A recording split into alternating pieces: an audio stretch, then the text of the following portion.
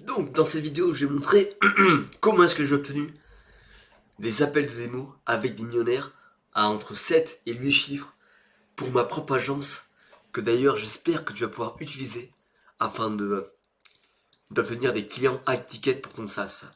Donc honnêtement le monde à l'heure actuelle depuis internet il est vraiment fou, on peut contacter vraiment n'importe qui. Par exemple une simple personne de 24 ans vivant chez ses parents peut contacter des CEO des PDG, CEO comme tu le veux, de grosses entreprises. C'est un truc de dingue. En leur envoyant en leur envoyant un simple mail.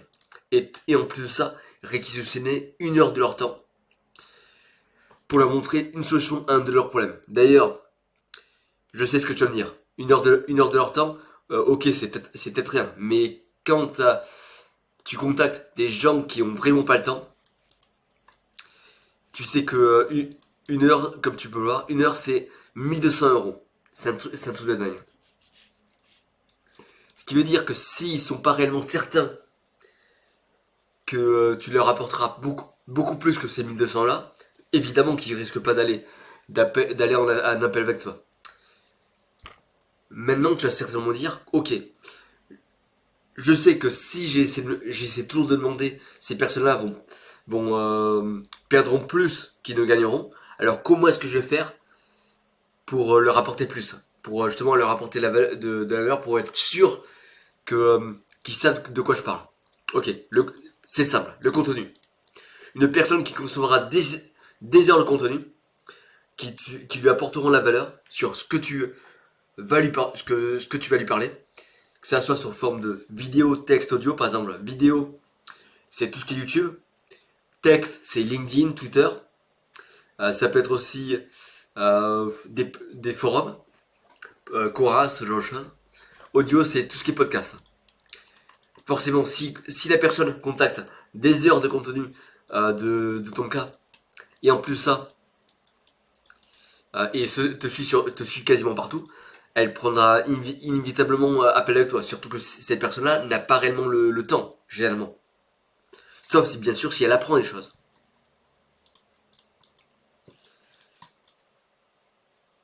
Bien sûr, le temps qu'il passe en ta compagnie, indirectement, ça te permet justement de les convertir un peu en un étranger. Par exemple, il pourrait passer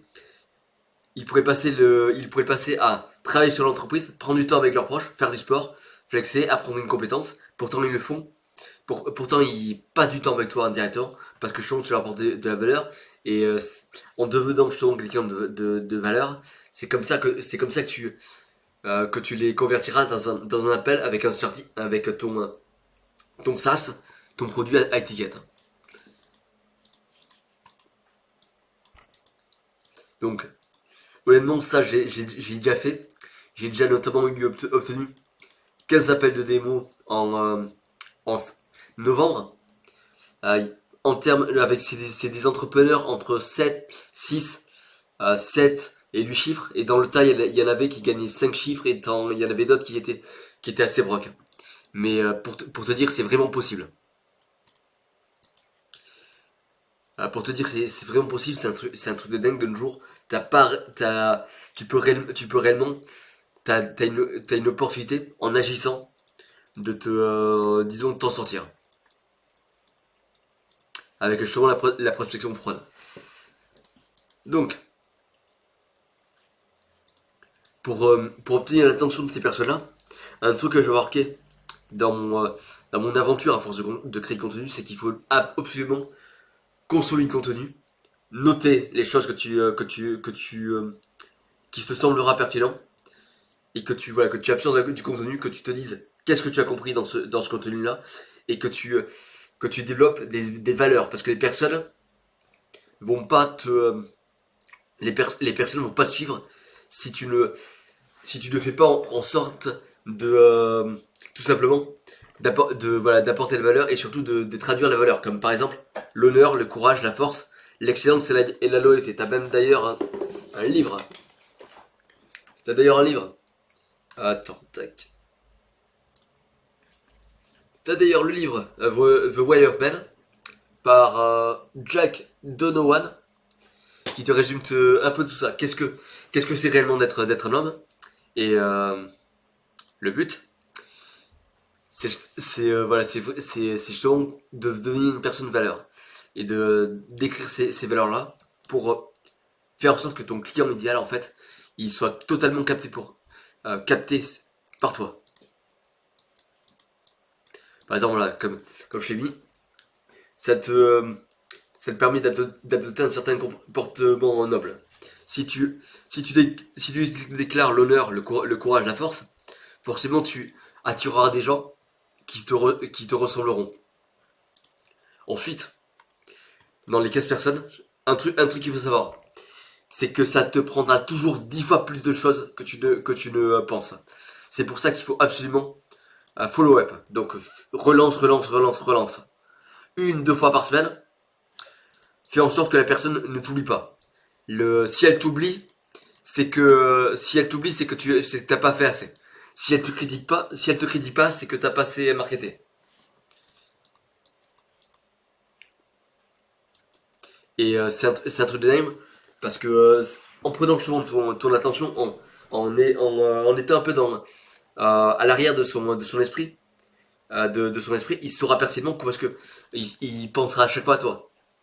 Tiens, c'est vrai, cette personne-là m'a déjà contacté plusieurs fois. Je vais peut-être penser, je vais peut-être voir qu'est-ce qu'il veut. Après, voilà, comme je te dis, il y a deux types de gens qui vont pas répondre à tes mails. T'as soit les personnes qui s'en foutent. Dans ce cas, tu t'en fous. Soit la personne est occupée, elle a vu ton mail, mais il y a d'autres choses qui sont passées entre temps. Du coup, elle a dû oublier. C'est pour ça d'ailleurs qu'il faut relancer. Et c'est quelque chose de vraiment, voilà, il faut vraiment avoir de l'audace. Par exemple, ouais, si je te disais que j'ai déjà contacté des mecs au téléphone, les mecs les plus influents au monde pour leur vendre un truc, tu me dirais que c'est des conneries. Mais, mais faut avoir de l'audace. C'est pas réellement en ayant peur et en ayant peur et en te bloquant que tu avanceras. Après voilà, le 10x ça te fait absolument tout.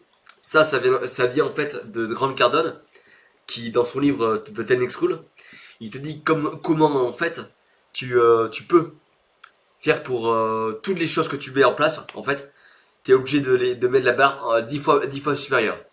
Si ça te permet 10 fois plus d'énergie dans ces choses-là, si ça te permet d'avoir beaucoup moins, d'atteindre cet objectif-là en beaucoup moins, tant mieux.